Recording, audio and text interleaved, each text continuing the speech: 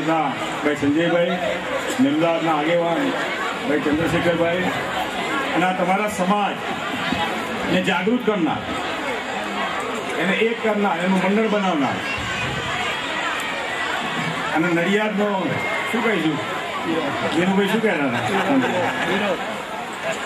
એવા ભાઈ શાંતિલાલ, સમાજના સૌ વડીલો, ભાઈઓ, બહેનો અને માતા. આ બીજો પ્રસંગ છે તમારો. ગયા વર્ષે બહુ સરસ રીતે ઉજવાયું. આ બીજું વર્ષ સતત આ પ્રયત્ન ચાલુ રાખો. શાંતિલાલ, આજે તો આપણે બાપુને સાંભળવા છે, પણ આ પ્રવૃત્તિ સદા ચાલુ રાખજો. એ તો બ્રાહ્મણથી જન્મે, પણ આ તમારા સમાજનું બ્રાહ્મણ છે. શાંતિલાલ, તમે વેદ અને ઉપનિષદ એના દાખલા લઈએ તો વાલ્મીકી સમાજ માટે બહુ બહુ સ્પષ્ટ લખેલું છે એની અંદર, અને ચાણક્ય એને વારંવાર દોહરાવ્યું છે કે તમે એક વાલ્મીકી સમાજના એક વ્યક્તિને જમાડો તો 100 ગાયને જમાડ્યા બરોબરનું પુણ્ય છે. અને એક વાલ્મીકી સમાજના માણસને જમાડ્યા 1000 બ્રાહ્મણને જમાડો અને સામે એક વાલ્મીકી સમાજના માણસને જમાડો તો 2 સરખું પુણ્ય છે. એટલે આ એક સરસ સમાજ આજે બેઠો થઈ રહ્યો, અને એની લાગણી કોને હોય? જેના લોહીની અંદર સંસ્કાર હોય. સમાજ તો ઘણા બધા છે, જ્યાં મતો આ તે બીજું બીજું. આજના પ્રસ્થાપિત નેતાઓ કહેવાતા એ મોટા મોટા સમાજમાં તો ખાસ બાળક તરીકે તારા આ ઉલ્લેખ કરવાની જરૂર છે. ખાલી શાંતિલાલ એમ કહ્યું કે બાપુ આવવાનું છે ને મારા સમાજનું સમૂહ લગ્ન છે, બાપુ તરફ કામ આવી. રામસિંહભાઈને મળ્યા. રામસિંહભાઈ કે આ સમાજનું થતું જેટલું કલ્યાણ થયું હું આ કરું છું, ક્ષત્રિય સમાજનું કરે છે, પણ વાલ્મીકી સમાજનું થતું હશે તો હું ચોક્કસ હાજર રહીશ. એમનો કાર્યક્રમ બહાર જવાનો તો એ પણ રામસિંહભાઈ રદ કરે. તો આ સમાજનું જે કંઈ સારું થતું હોય અને એમાં જે કોઈ સહયોગ આપવા એ તમે લોકો આપતા રહેજો. આ બહુ ભલે નિવૃત્ત થયા તમે, પણ આ પ્રવૃત્તિ ચાલુ રાખો. બહુ સરસ આ પ્રવૃત્તિ. આ સમાજને જે કંઈ અમારી જરૂરિયાત હશે, શાંતિલાલ, જે કંઈ જરૂરિયાત હશે કે આ મંચ ઉપરથી પૂરી થશે. જેટલી વાર રાખશે અને એનો સાક્ષી અને એનો જવાબદાર હું અને આ મંચ તરફથી આ તમારી પ્રવૃત્તિ ચાલુ રાખો. આ મંચ તરફથી, બાપુ તરફથી, રામસિંહભાઈ તરફથી ને મારા તરફથી 25,001 રૂપિયા આ સમાજની સારી પ્રવૃત્તિનો ઉપયોગ કરજો. અસ્તુ.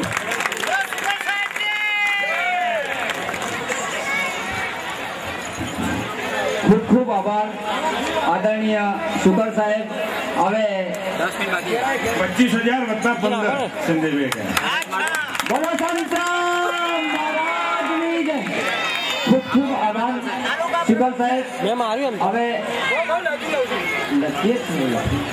પૂર્વ મુખ્યમંત્રી મુરબી શંકરસિંહ બાપુ, ભાઈ શ્રી મુકેશભાઈ, ભાઈ શ્રી સંજયભાઈ, ભાઈ શ્રી શાંતિલાલ, ભાઈ શ્રી ચંદ્રશેખર, સ્ટેજ પર બેઠેલા અગ્રગણ્ય વડીલો, સામે બેઠેલા વડીલો, યુવાન મિત્રો, બહેનો અને બાળકો, પ્રભુતામાં પગલાં માંડી રહ્યા નવદંપતી ભાઈઓ અને બહેનો,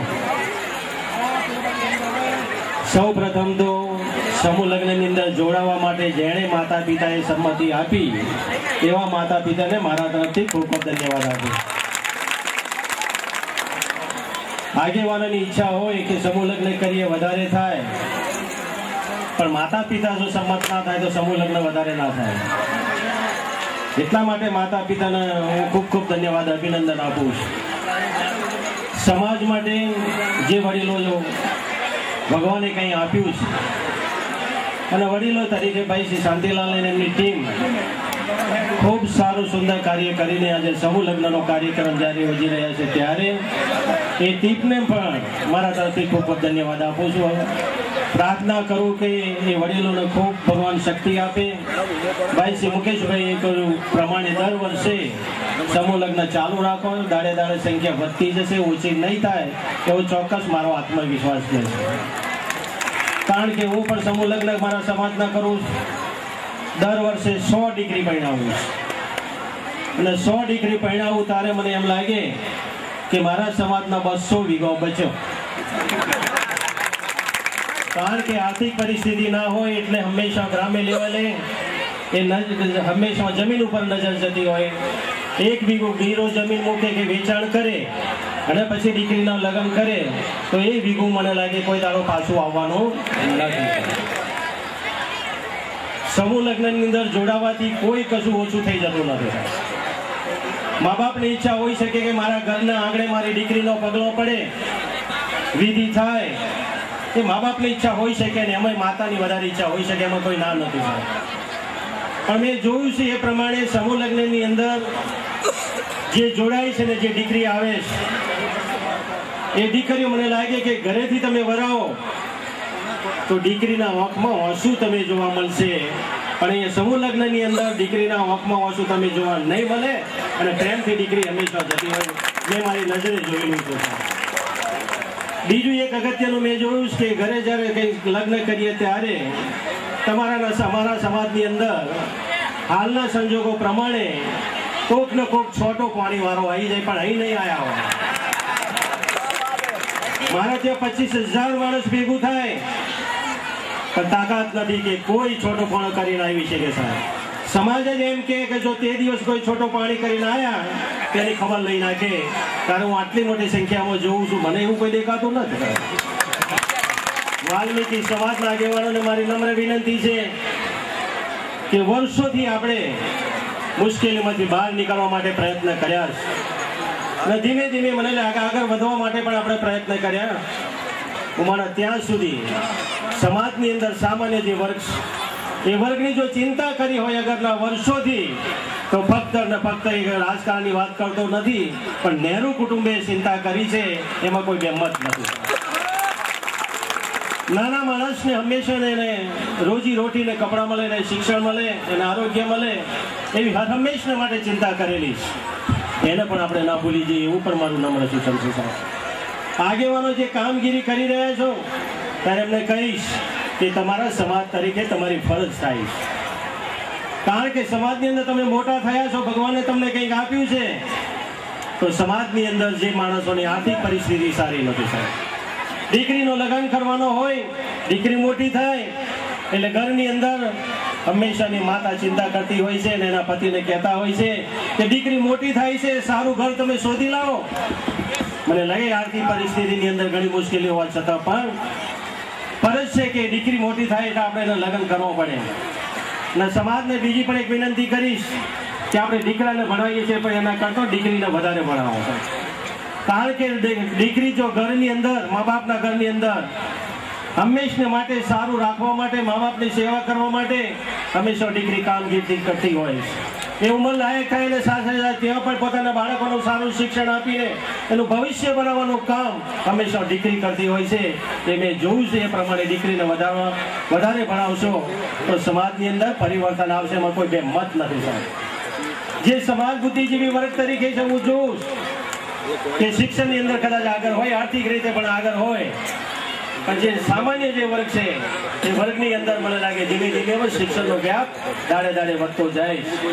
તો આજના પ્રસંગે મને લાગે છે કે ઘરે લગ્ન કર્યા હોત તો તમારે વધારે ખર્ચો થયો હોય, ત્યારે ઓછા ખર્ચાની અંદર આપણે સમૂહ લગ્નમાં જોડીએ તો આપણને કોઈ ખોટું નથી સાહેબ. જે કઈ બચત થઈ એ બચતની એફડી કરીને દીકરીને આપી દેજો કે દીકરી તારી એફડી તરીકે આપી દેજો. કરકસર કરો, શક્ય બને ત્યાં સુધી કરકસર કરીને પોતાના બાળકોનું ભવિષ્ય સારું બનાવવાનો વિચાર કરજો તો ભવિષ્યની અંદર પેઢી આગળ જશે, એમાં કોઈ બેમત નથી સાહેબ. આ પ્રસંગે વધારે કહેતો નથી. ખૂબ મોટી સંખ્યાની અંદર અહીં બધા ભેગા થયા છે. બાપુને પણ મને લાગે ટાઈમ નતો, છતાં પણ તમારી લાગણી એટલી બધી હતી. શાંતિલાલનો આગ્રહ પણ એટલો બધો હતો કે રમશીભાઈ બાપુ તો આવવા જ જોઈએ, તમારે પણ આવવાનું. મેં હા પાડી હતી કે હું આવીશું, સમૂહ લગ્નમાં મને રસ છે એટલા માટે સાહેબ. મેં ના કહ્યું મારા સમાજની અંદર 100 ડિગ્રી પરણાવવું છે એટલા માટે મને રસ છે. મને લાગે છે મોટો ખર્ચો પણ થયો છે, દાતાએ પણ આપેલા છે, ભાઈ શ્રી મુકેશભાઈએ પણ કહ્યું છે, પણ હું પણ ફૂલ લઈને ફૂલની પાંખડી તરીકે 5,000 રૂપિયા અત્યારે આ મિત્રોને આપવા માટેનો પ્રયત્ન કરું. ખૂબ પ્રેમથી મારું સ્વાગત કર્યું, બોલવાની તક આપીને શાંતિથી સાંભળ્યા એ બદલ તમારો બધાનો ખૂબ ખૂબ આભાર. અન્ય મહાનુભાવો, ભાઈઓ અને બહેનો, આપણે સર્વ નવા યુગલો છે એમને આશીર્વાદ આપીએ અને અભિનંદન આપીએ અને પરમેશ્વરને પ્રાર્થના કરીએ કે તેઓ સુખ, શાંતિ, સમૃદ્ધિ, સ્વાસ્થ્ય અને જીવનના હરેક ક્ષેત્રમાં એ સફળતા પ્રાપ્ત કરે અને ઉચ્ચ ક્રમિક જીવન જીવવા માટેના જે સારામાં સારું જે સંપૂર્ણ જીવન જીવવા માટે ઘણા નિયમો છે, પણ એક બે નિયમ કહું કે હંમેશા પતિએ પત્નીના સુખનો વિચાર કરવાનો અને પત્નીએ પતિના સુખનો વિચાર કરવાનો, તો સુખ તમારી પાસે દોડતું આવશે. બીજું કે દુનિયામાં કોઈ સંપૂર્ણ નથી. જરા કંઈ ભૂલ થાય તો એકબીજાને માફ કરો અને કોઈની ભૂલ કારણ કે તમે મનમાં રાખ્યા છે એકબીજાને માફ કરશો તો તમારું જીવન શાંતિમય અને આનંદી બનશે. હવે આ પ્રસંગે હું તો એટલું કહીશ કે તમારા છોકરાઓને બરોબર ભણાવો, છોકરીઓને ભણાવો અને તમારો કોઈ છોકરો વાણિયા પટેલ બ્રાહ્મણની છોકરી સાથે લગ્ન કરશે તો હું ઘણો ખુશી થઈશ. એટલી વાત સુધી એને ભણાવો. પણ મારા વિચારો બહુ જુદા છે.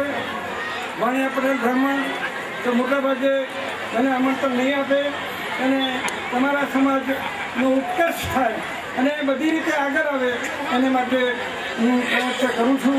અને ઘણા સમૂહ લગ્નો જે એને સમાજે છોડ્યા છે, સમાજે જેમને ભયંકર અન્યાય કર્યો છે એવા સમૂહ લગ્નોમાં ભગવાનની કૃપાથી હું આપું છું. અને હું પોતે તો માળા બાજુ છું કે સાથે કંઈ એવો નથી, ખાલી હાથે દુનિયા છોડવાની છે, ખાલી હાથે દુનિયા છોડવાની છે.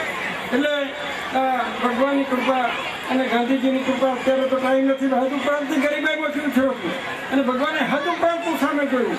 તે પણ હું આફ્રિકા ગયો, 58 ઓફિસ ખોલી, 59 2 કંપનીનો માલિક, મારી પાસે લાખો કરોડો હોત તો પેલી મારા બધું છું અને આવા બધા કામ માટે જેટલું બને એટલું હું સમર્પણ કરવા પ્રયત્ન કરું છું. ફરીથી કહું છું કે જૂના રીત રિવાજોને તમે એનો અને કાઢી મૂકજો. તમારા મગજમાં કોઈ ના ઉતરે તો ઊંધું કરીને જૂના રીત રિવાજોને ના માનશો. દાખલા તરીકે યજ્ઞની વાત કરું. યજ્ઞ એટલે સમર્પણ, સ્વાર્પણ. અને રવિશંકર મહારાજ કહે છે યજ્ઞ એટલે બીજાના માટે ઘસાઈને ઉજળા થવું, એનું નામ યજ્ઞ.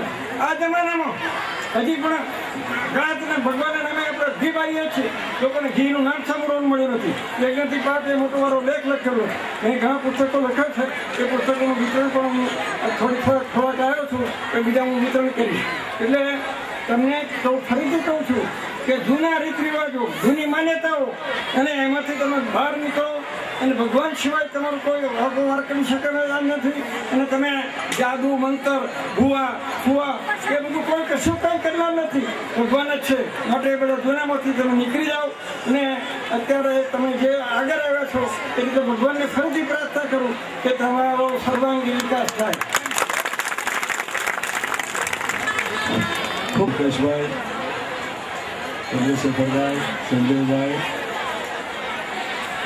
ધીરુભાઈ, બધા આગેવાનો, ભાઈ બહેનો, શાંતિલાલનો દુરાગ્રહ હતો કે અમારા સામૂહિક લગ્નના પ્રસંગમાં આવો તો સારું. જે વરઘડિયા હોય એને માતાજીની મહેરબાનીથી નવું જીવન એમનું સારું જાય, શાંતિ મળે, સુખ મળે, નવા જીવનમાં નવી દિશા મળે, સુખી થાય એવી આપણે પ્રાર્થના કરીએ. અહીં આપણે દલિત છીએ, વાલ્મીકી છીએ, આ ગ્રંથિ મગજમાંથી કાઢી નાખવું જોઈએ. કારણ કે આમાં તમારો ક્યાંય વાંક નથી. આપણા સમાજનું જે બંધન છે એમાં જે પદ્ધતિ છે એ પદ્ધતિ પ્રમાણે જન્મ ક્યાં લેવો એ આપણા હાથની વાત નથી. જ્યાં જન્મ્યા ત્યાં ખરું. એનો ક્ષોભ રાખવાની જરૂર નહીં, લઘુતા ગ્રંથિ રાખવાની જરૂર નહીં. હું વાલ્મીકી છું, શું કરું? તમારો વાંક આમાં નથી.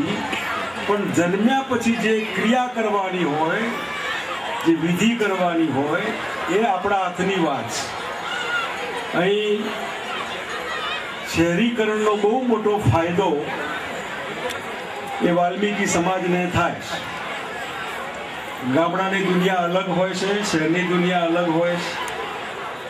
આજે પણ ગામડાઓમાં સ્પૃશ્યતા હા ના, આજે ગામડાઓમાં પીવાના પાણીનો સવાલ હોય, મંદિરના દર્શનનો હોય કે સ્કૂલમાં ભણવાનો હોય, એ માનસિકતા પર આધાર છે. બધા એમાં ન માનતા હોય, પણ ગામડું છે જે આપણા હાથમાં નથી.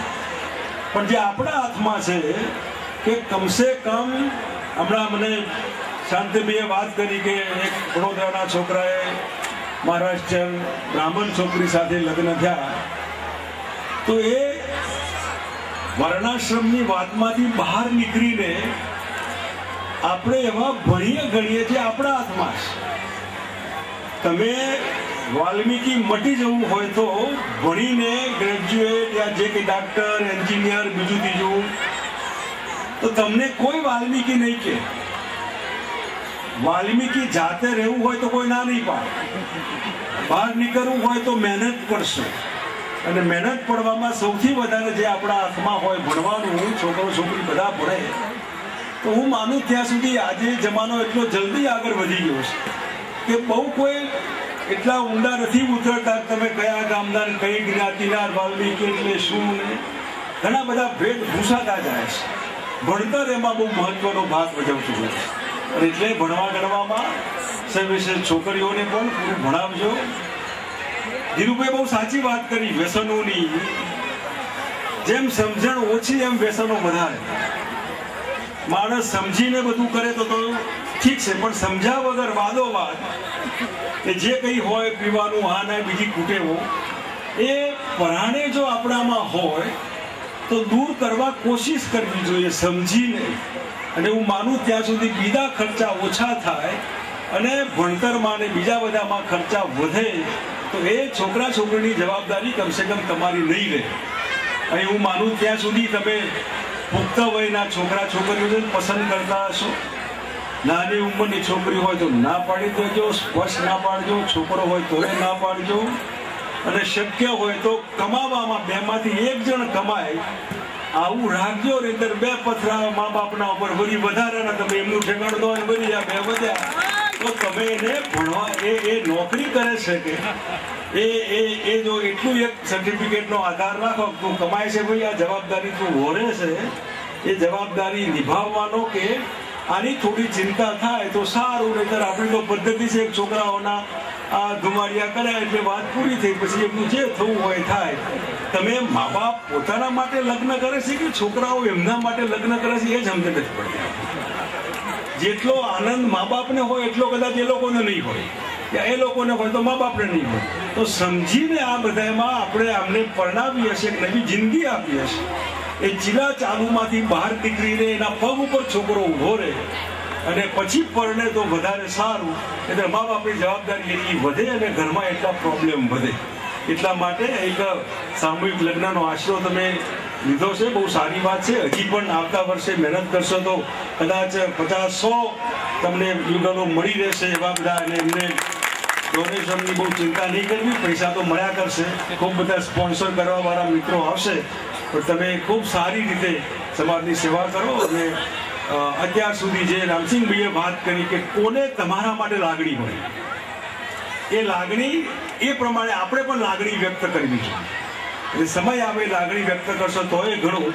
શાંતિલાલે તો બહુ એટલા બધા ફોન મને કર્યા છે તો નહોતું પહોંચાય એવું નહોતું હોય. કારણ કે લગ્નમાં જાનૈયાઓને આનંદ હોય ને મા બાપને વરઘડિયાઓને અમે બધા વધારા પડીએ આવીએ તો એ શું કરવાનું. પણ બધા શબ્દો કીધા હોય તમને સારું લાગે એટલા માટે તમને પ્રોત્સાહન આપવા માટે સમાજનો છેવાડાનો વર્ગ કહી શકાય. દુનિયાભરના લોકો ભાષણો માંગે કે સમાજના છેવાડાનો માણસ આ છેવાડાનો માણસ છે, આ બધો છેવાડા એમનો હાથ પકડીને આગળ લઈ જાય એવું ભગવાન અમને તમને શક્તિ આપે. એ શબ્દો સાથે આપ સૌ માટે ખૂબ ખૂબ શુભેચ્છા. વરઘડિયાનું જીવન સુખી નીવડે એ શબ્દો સાથે આપ સૌનો આભાર. જય હિન્દ.